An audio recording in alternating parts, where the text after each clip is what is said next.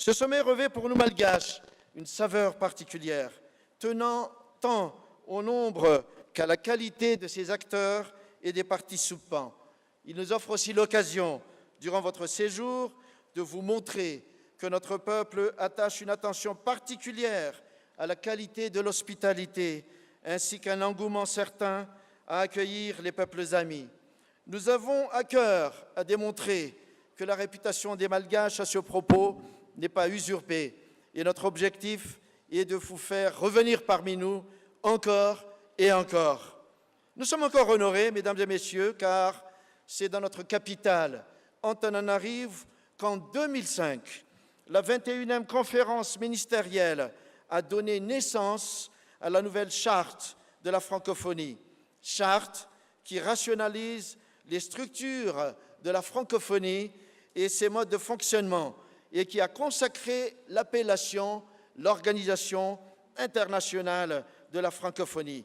Il a donc fallu attendre 11 ans pour que les chefs d'État et de gouvernement se rencontrent enfin en Antananarivo après un premier rendez-vous manqué en 2010.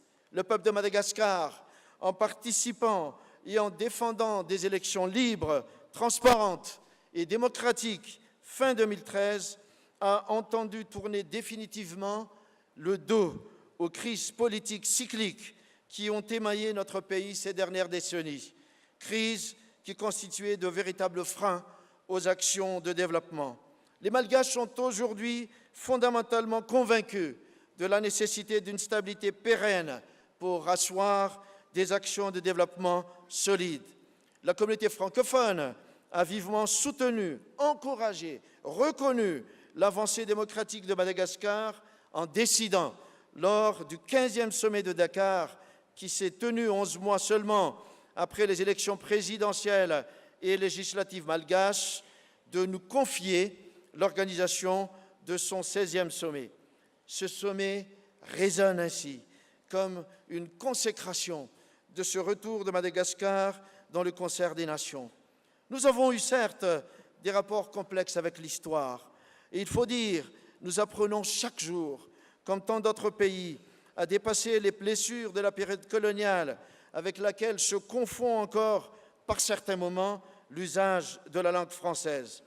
Les valeurs culturelles et linguistiques ont bien heureusement pris le pas sur les douleurs du passé, et en cela aussi, il faut le dire, le rôle que joue notre organisation s'avère capital.